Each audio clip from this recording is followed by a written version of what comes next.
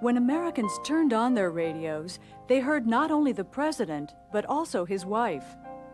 Host of a twice-weekly radio program, Eleanor Roosevelt became known as a tireless advocate of the poor and downtrodden. Within the White House, Eleanor Roosevelt helped African Americans gain access to her husband.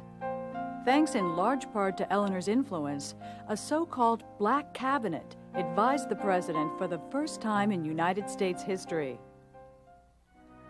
African Americans continued to face massive hardships on many fronts. The National Recovery Administration's Blue Eagle codes allowed employers to fire blacks and replace them with white workers. Bitter African Americans joked that the NRA was the Negro Removal Act, and the New Deal's poor relief often failed to reach African Americans. Dear Mr. President, would you please direct the people in charge of the relief work to issue the provisions to our suffering colored people?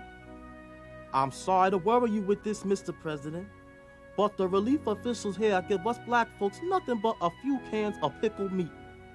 And to white folks, they give blankets, bolts of cloth, and things like that. Yours truly.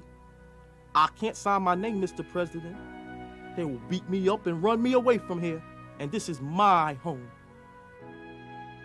Franklin Roosevelt never supported African Americans as strongly as Eleanor did. Over the protests of his Black Cabinet and his own wife, the President of the United States refused to support a federal law to fight lynching. Since Southerners occupied strategic places on most of the Senate and House committees, Roosevelt believed that introducing an anti-lynching bill would cause the Southerners to block every bill he had asked Congress to pass. He would not take the risk.